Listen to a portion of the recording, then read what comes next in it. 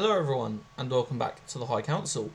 This week we've seen the reveal of the kits for a couple of new units for Star Wars Shatterpoint, so we are going to have a bit of a deep dive at those today.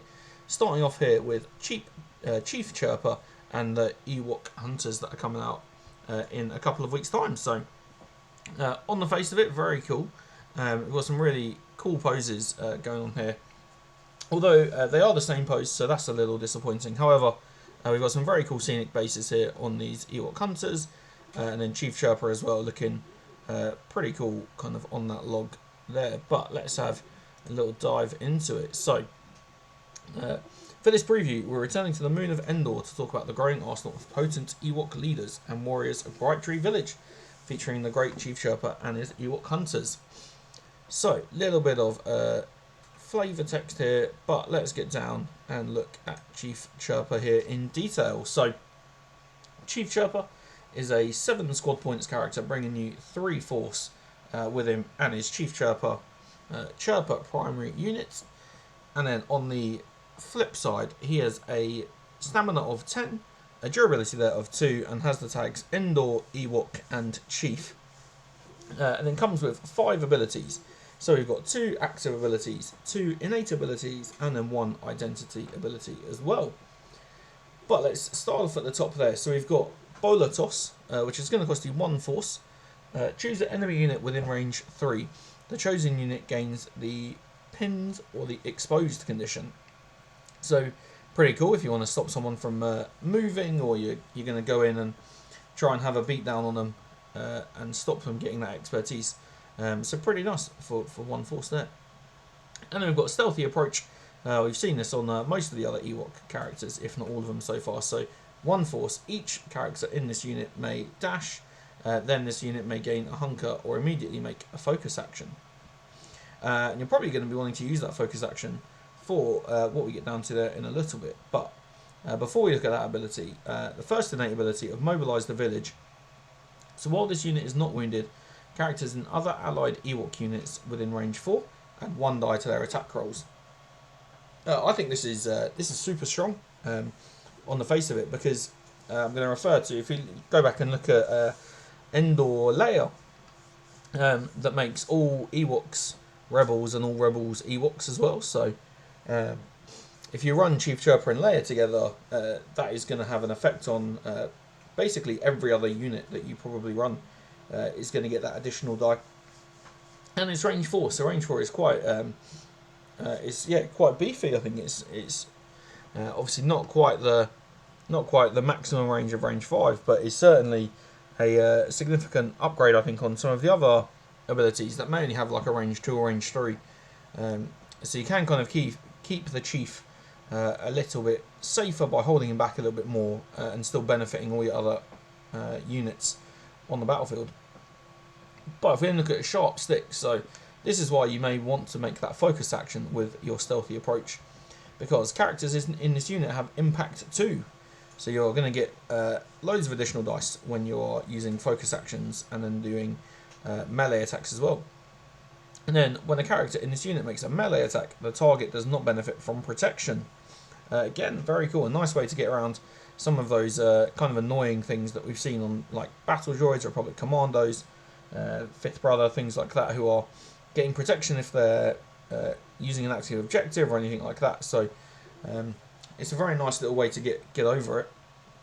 And then finally, we've got that identity ability. So while this unit is not wounded, when another allied Ewok unit becomes wounded, after the effect is resolved, roll an attack die. On the result of a crit or a hit, each character in this unit may reposition and then may make a 5 dice attack.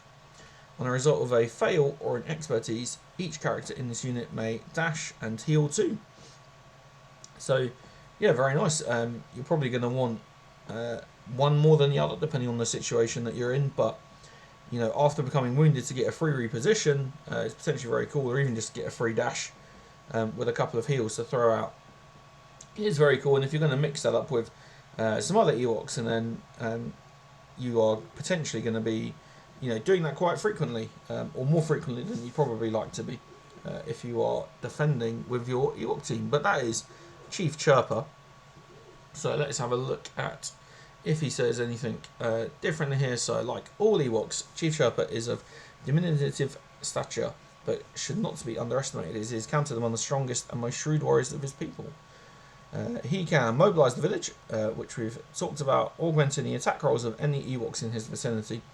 His bond with his people is strong, and he is acknowledged as a Bright Tree Defender, which is his identity ability down here. And then we've got Chief Chirpa is a force to be reckoned with in melee, wielding his spirit and skilled and deadly accuracy. The sharp stick provides impact 2, giving 2 additional dice to melee attacks, benefiting from the focus action. So yeah, let's have a look here then at his combat tree. So we've got here, on the left hand side we've got Bright Tree Elder, and then on the right hand side there we've got Fury of the Forest. So if we start off looking at the left hand side there, so he is, so in fact we'll look at the similarities between the two first. So neither of them are any sort of ranged attack, so he is purely a melee character, and he's going to roll 5 dice always against ranged attacks himself. And then on that left hand side there, as a Bright Tree Elder, he is getting 6 dice in a melee attack, with also 6 dice defensively, whereas if he's on the Fury of the Forest side, he is a 7 dice attacker with only 5 dice defensively as well. But then if we take a deeper look into Bright Tree Elder, we've got some nice looking expertise there. So 1 expertise is going to give you a hit and an auto damage, 2 to 3 a crit, a hit and a damage, and 4+ is 2 crits and an auto damage as well. And then defensively, they're both very similar, although on Bright Tree Elder, 1 expertise gives you 1 block, 2 becomes a block and then turn a crit to a fail, which is very nice, and 3+ is 2 blocks and then turn a crit to a fail as well.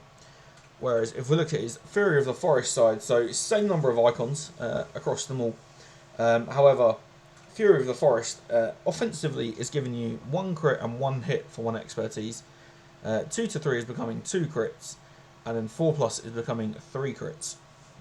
And then defensively, very similar, but you are replacing those turn crits to failures with turn a crit to a hit. So Stoic Guardian is 1 gives you 1 block, 2 gives you a block and turn a crit to a hit, and 3+ is 2 blocks and turn a crit to a hit as well. But if we look at the combat tree, lots of icons is the first thing that I look at when I think about this. So lots of icons, let's see what they all do. So we've got Bright Tree Elder there, the left hand side. You are starting off with a shove and a damage, before you have the first option to make of if you are going to go down to another shove and a damage, or stay along that middle for the disarmed and 2 damage as well. Before you pop into the middle again for 2 damage, followed by the strained condition, and then your final choice of either 2 damage or 1 damage and an active ability. So you could use that ability on either this Bola Toss, so actually you might have attacked and now you want to give them an expose or the pin and stop them getting back, or having this stealthy approach, because if you want to dash, maybe you want to dash out of range of someone, or you've moved in, you've dashed in and you want to get a quick getaway as well. You could use it for that as well. But then we've got his other side, Fury of the Forest, so significantly more going on this side. So the first thing is we have 2 different places that we could start off from. We can either start along the top for a damage and the strained condition, or start along the bottom for the damage and a pinned condition. Whatever happens from there, we're then doing 2 damage, so regardless of where we start on the 2 separate lines. And then we'll continue on that top track, so you go from 2 damage into 2 heals, followed by a damage and an exposed condition, and then finally finishing off with 3 damage if you get all the way to the success there. From that top, so from your third option, you can also come into the middle and take either a damage and a shove, a full reposition followed up by 3 damage last of all, or if you were to stay entirely on that bottom row, you go from 2 damage to a further 2 damage, followed by a damage and the disarmed condition, and then finally finishing off with that 3 damage there at all. So pretty nasty. He's got some wild capacity. So I think 9 damage on this Fury of the Forest side if you went purely that bottom route entirely, which, you know, 5 successes and you're rolling 7 dice, plus if you are benefiting from not mobilise the village, sharp stick, you've taken a focus, you've got impact 2, anything like that, all of a sudden you're rolling 10 dice, and that could be quite nasty against anyone. So Chief Chirpa is looking very, very cool. And then they don't say anything much different there. But then let's have a look in at these Ewok Hunters. So we've got Ewok Hunters here. So these are your supporting unit coming in this box as well. They are going to be 3 points cost, just Ewok Hunters, and you get 2 of them per each model as well. They have a stamina of 8, a durability of 2, and then they also have the tags Endor, Ewok, and Warrior. And they've got 4 abilities, so 1 active, 1 reactive, and then 2 innate abilities. So their first ability, their active ability, Stealthy Approach, costing a force, something we've seen before. Each character in the unit may dash, then this unit may gain a hunker or immediately make a focus action. So yeah, nothing new coming from there. We've then got a coordinated fire. So coordinated fire is going to be the pinned condition. So when a character in another allied Ewok unit makes an attack as part of a combat action, before dice are rolled, this unit may use the ability. If you're within range 5, they then get the pinned condition. Yeah, nothing new, but quite nice to have on there. And then we've got camouflage. So this is the first innate ability. At the start of the setup, or the end of the setup, this unit gains the hunker condition, followed off by strength in numbers, the final ability. When a character in this unit makes an attack as part of a combat action, for each other allied Ewok character engaged with the target that is not wounded, add 1 die to the attack roll. Again, very nice. So if you've got a couple of your Ewok characters that are up close and personal with someone, you are going to then take a ranged attack, or even a melee attack, and you're just going to add some dice, really showing that off. So that is very cool there. Do we see anything different on here? So no, Chirpa is often accompanied by Ewok Hunters, being the slightly more numerous Ewok warriors found in the tribe alongside the Trappers. So we've looked at Trappers previously. Feel free to check out another video if you want to have a look at those. But then we've got here their Ewok warriors combat tree. So they have Walkabout as their ability, and they've got a range 4, 6 dice attack offensively, 5 dice defensively, and then if they get into melee, they are rolling 5 dice in melee attacks and only 4 dice defensively as well. Based on their stance guide, you're probably going to want them to be using that range attack significantly more. So if we look at their expertise, 1 to 2 becoming 1 crit, 3 is becoming a crit and an auto damage, and then 4 is becoming a crit, a hit, and an auto damage. And their melee tenacious strikes, 1 expertise becomes a damage, 2 to 3 becomes a hit and a damage, and 4 plus becomes a crit and a damage. And then defensively, they've got situational awareness, where 1 to 2 becomes 1 block, and 3 expertise is becoming 2 blocks there.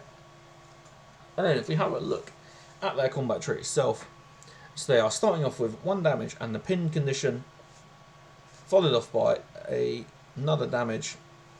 And then they have a choice to make.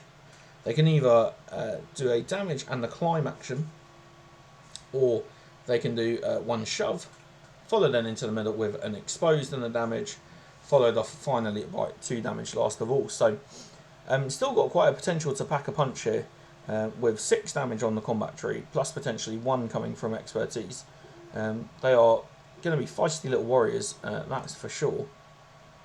But then, yeah, that's everything. The different strengths, and so that, yeah, the roles of Ewok Hunters and Trappers are going to be different for sure. You're probably going to want 1 to be up close and 1 to be hanging back. But that's kind of it. That is what they look for. So, yeah, I like the Ewok Warriors. I think they're going to find lots of place on my table. I think the models just themselves look really cool and lead themselves to some wonderful paint schemes that will be done by the community and the team. And yeah, I'm excited to get them on the table. I think it's a couple of weeks' time here in the UK with the delays that have been going on. But yeah, that's everything. Thanks for checking out the video if you're still here. Let me know your thoughts down below. If you're excited, if you're going to pass on them, anything like that. And yeah, check out other videos, and we'll see you in the next one.